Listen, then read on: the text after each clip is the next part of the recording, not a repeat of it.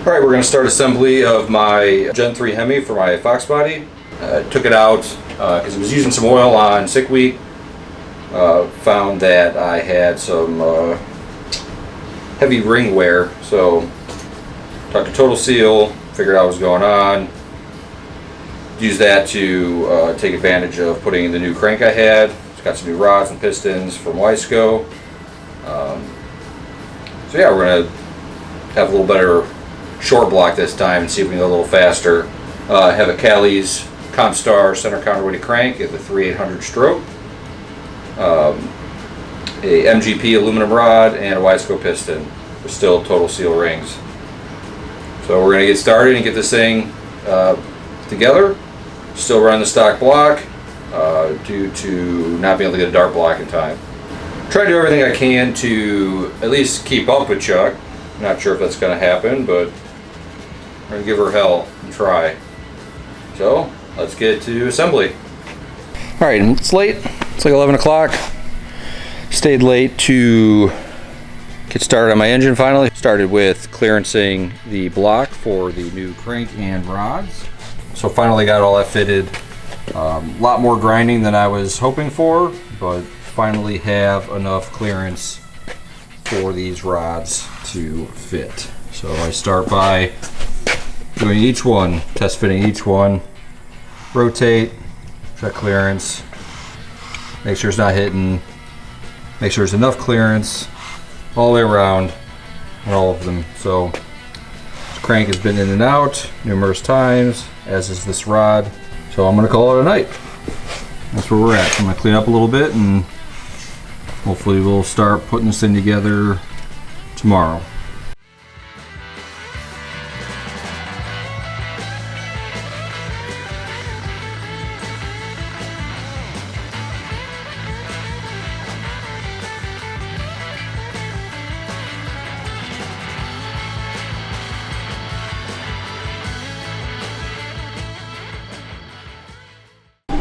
Getting ready to start assembling the short block. Checked main clearance. Main clearance checked out good. We are running a Calis Crank center counterweighted crank, 3800 stroke. It's the shortest stroke I could find with center counterweights that wasn't like a custom Bryant. So decided to go that route. Went with an aluminum MGP rod. This crank actually uses LS journals and is designed to be used with LS rods. So this is an LS MGP rod. Went with aluminum as they are more cost effective than steel and generally stronger. Got a custom Wiseco piston. Vic at Wiseco spec'd these out for me based on my last pistons that I had from them as well. I had no issues with. Running the exact same wrist pins I did in my last one. So these are used, but they're DLC coated. I did get new ones, but due to time, I don't have time to send them out and get them DLC coated. So these all look brand new, so going to use them again. Alright, I got the pistons on the rods. Next thing I'm going to do is we'll check rod bearing clearance. We'll start putting this thing together. If you notice here, this is something I do on pretty much every engine now. This is the thrust, the thrust washer will go in here. I always grind a little groove here to help kind of feed some oil to the main thrust side there to help keep it alive. Since I've been doing this, I haven't lost a single thrust. Had some wear a little excessively, but never lost one. So.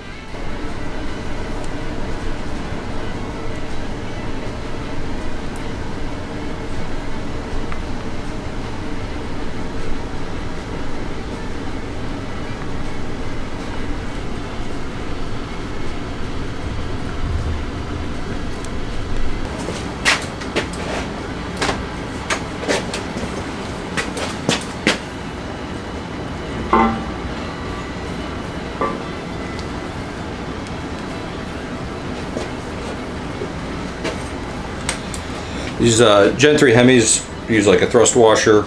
It's not part of the main like bearing. buy these separately. They just kind of roll in there. There's no lower, just an upper, front and rear. So that's all she gets. So it just rolls in there, and then we're good to go. We'll check thrust and get that cap on, and then continue out.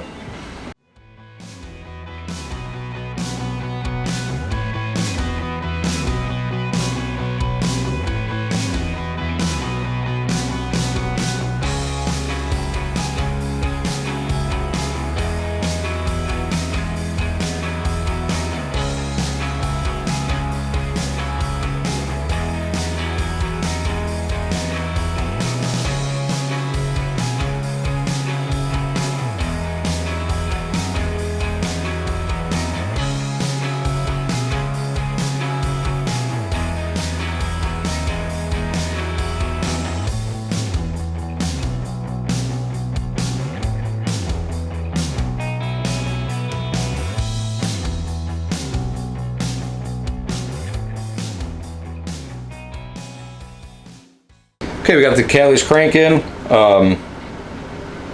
Might say in the time lapse when I was doing the side bolts, I was putting RTV on them. Do that so no oil seeps out and comes out.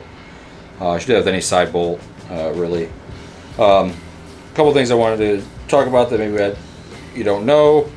This engine is out of my Mustang. It's a Fox body. Do drag and drives with it. So this is a street car engine. This is a drag and drive engine. So the previous one ran a stock 6.4 crank, a Molnar power added rod, wide scope piston. That engine did me really good. Did a best of a 754 in that at 189, 5,000 I think miles on it. Just time to upgrade. That motor saw 8,600 RPM a couple times. This is a hydraulic roller with Johnson lifters. You'll see that later because I'm reusing the cam and the lifters that were in it. This time, so we went to this Calis Crank due to it being center counterweighted. It adds strength, helps keep the crank from jump roping. We try to do this whenever we can. This is the shortest off-the-shelf stroke that I could find that offered center counterweights. I'm not a huge fan of stroke when it comes to this type of stuff, especially being like a stock block. Just extra stress on the block, that all that extra weight and everything swinging around. So this is a 3,800. The factory was a 3,720 stroke. Went to, like I said before, aluminum rod, lighter, but more so they're strong. They do live on the street. You just kind of gotta keep eyes on them. So we'll be into this motor a little bit more often than the last one, but that's okay. So trying to go faster. Want to see 200 mile an hour. Would love to see a 6-second slip. Like to hopefully keep up with Chuck. If you don't know who Chuck is, he's got a Le Mans wagon we did an engine for. He's one of my business partners. He is now gone at best at the timing of this video of a 726, so I got a lot of time to make up, and he's just getting started. So you can go into our old videos and take a look at those. You could probably put like a link like over here or something. This is a factory 6.4 BGE block. So this is what's in the Hellcats, what's in the heavy duty trucks. Stands for big gas engine. These are the strongest factory blocks out there as far as Gen 3 Hemi stuff goes. I did opt to put billet main caps on it, just to add a little extra strength. I don't want to risk driving the crankshaft out the bottom of it. Other than that, like, it's pretty straightforward. I blocked off the oil squirters. Didn't really feel I needed those.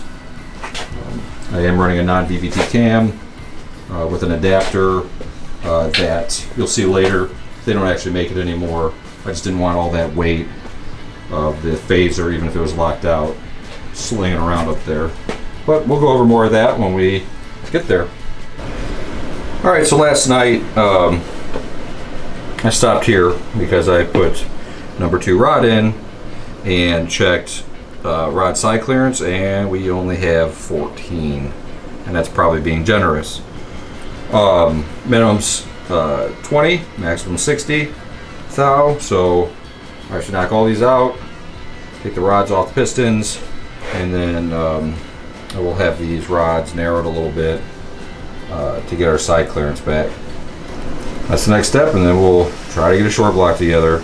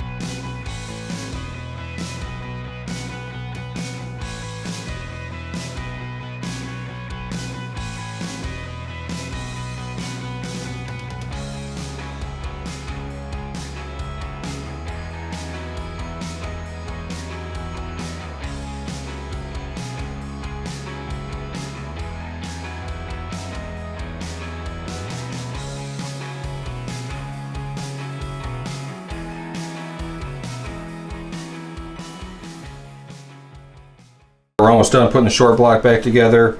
Had to take a good portion of it. Well, I had to take all the rods and pistons back out because once I started putting the fifth one in, check side clearance, and it was way too tight. It's supposed to be 20 to 60. Measured it, it was 13, so it was a little too tight. So knocked all the pistons out, took all the rods off, and had to machine them to make sure we had enough room.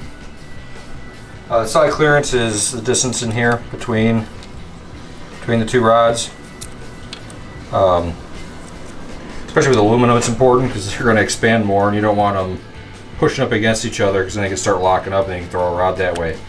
And now we got a 30. It slips right in there. So pretty happy with that. So now I just got 2 more to put in, and we'll torque everything down, and then we'll have a short block.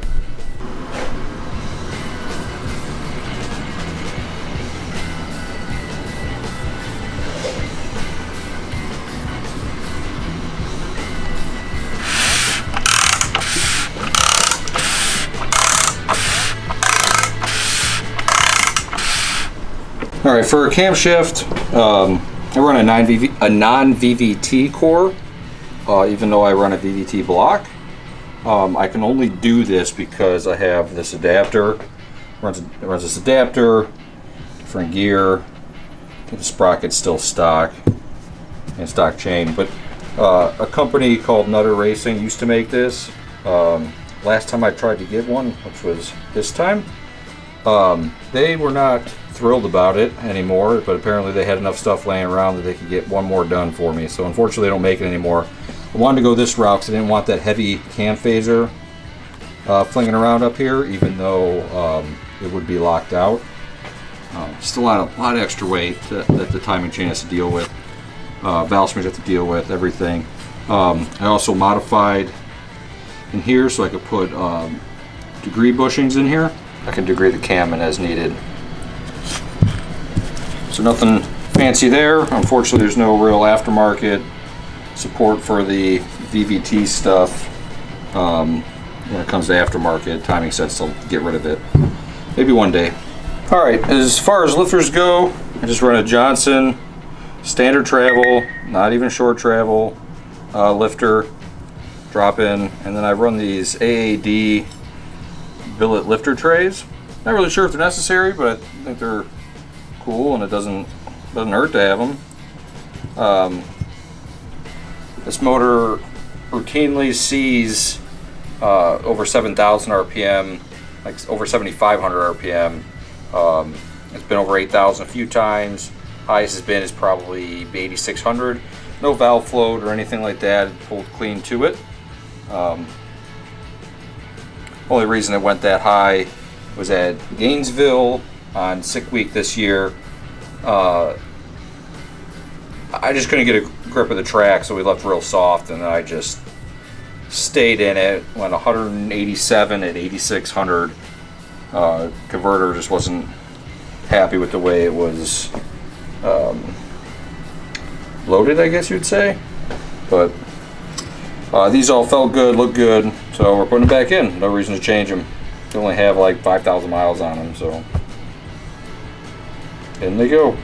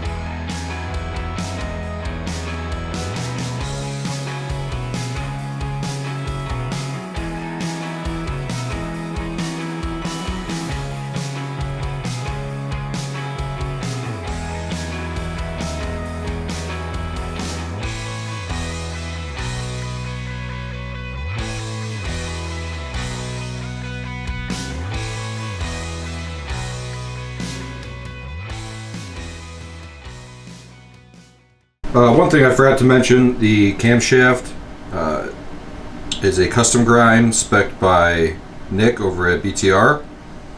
He has to do Hemi stuff as well.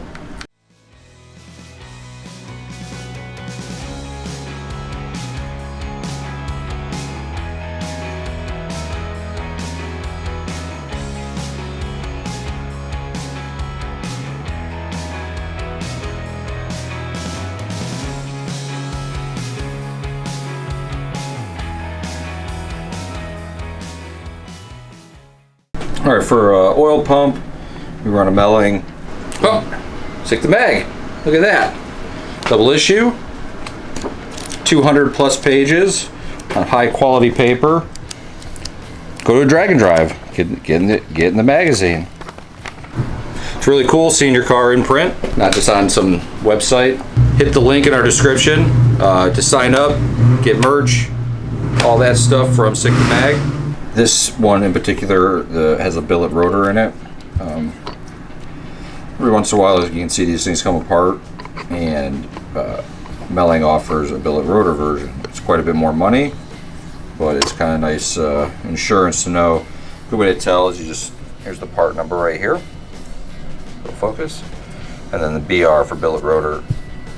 I'm gonna have taken this thing apart. I like to take the rotors out and pack them with assembly lube. Helps the motor prime faster, or helps the pump prime faster, and keeps this thing from being dry on initial startup. So that's what I'm gonna do now. I'm gonna take this pump apart, pack it full, and then put it on the motor. One new thing we're doing this year, used them on Ricks, and so far it's been good. Change of head studs. Had ARPs in it. Went with these from Extreme Head Stud, or Extreme Studs. They are tool steel. Hoping that just kind of helps keep the head down. Not that we've really had an issue, but we do plan on pushing this one a little harder, and we will see what the stock black can hold. Unfortunately, if not, the dark blacks are just now getting out in the wild, so I do not have one. So So we were going to run this one again and see what its limit is. This is a BGE block out of a 2500 Ram, so a 6.4. People say they're pretty strong. People have gone pretty fast on them, and a lot heavier cars than mine. So hopefully we can see how this works out with my car being lighter. Hopefully we can, I'd like to see like a 720 or something out of it, but we shall see. We are running a Chromatic head gasket, MLX. Served this well. Haven't O-ringed it yet. Figured we'd find the limits of the block before that issue. This is the head gasket I'm using. Off the shelf part, nothing fancy. This will bring us to 10-to-1 as far as compression ratio goes. So we're gonna get some heads on this thing and hopefully have her buttoned up soon.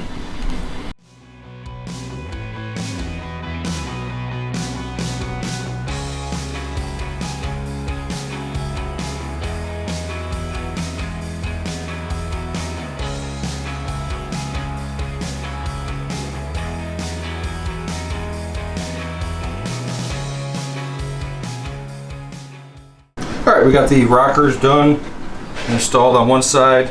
We have Manton rocker shafts. These are dies that got a 1/4 inch wall.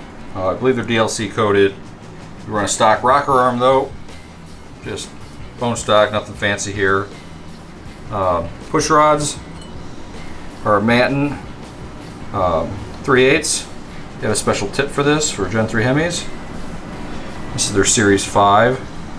This is a 3/8 with a 145 wall.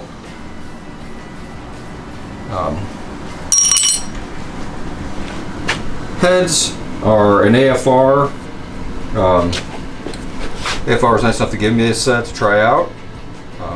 I moved away from my BGE heads and went to these. Main reason I really wanted to do it is I could put a double spring on it, so it gives me a little bit more spring choices, and then if I were to break a spring, I got a better chance of not dropping a valve. At least that's how it works in my head. Springs are a Brian Tooley Racing 685 spring with custom spring. Well, these are the AFR spring cups and the AFR retainers. I had to shim them to where we wanted them. Last time this motor was together, I did see over 8,500 a couple times. No real evidence of valve float. I do run the Stanky Motorsports stabilizers. Not sure how necessary they really are with the head, with how beefy it is underneath here, but I like running them anyways. Same thing with their collars to help control the rocker from wanting to go that way. And that pretty much sums up the valve train on this. Nothing crazy. We got the Johnson lifters, standard travel, some shelf parts and some factory rockers. So nothing crazy here.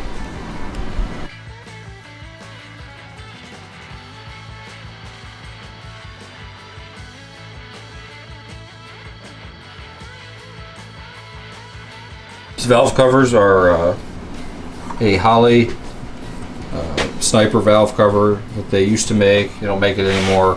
A lot of people say they don't fit well, but I'll be honest, I never really had an issue other than certain spark plug sockets didn't want to fit in here unless the valve cover was sitting just right. So I opened these up a little bit, but other than that, like, these valve covers have been great to me. Only thing we did is we welded some bungs on there for some valve cover breather, and powder coated them. And then I just used like an ARP bolt, just a standard bolt from the catalog, not meant for this. Just got the length I wanted and ordered it up. Alright, I set pickup clearance. This is done. It's got a stud here with a nut on both sides, so you can adjust it up and down. I use silly putty without a gasket, knowing that I'm going to add a little extra. So That way you can measure how close the pickup is to the bottom of the pan. So now I just got to torque everything down, give it one good spin again, make sure everything's good there, and then we can put the pan on.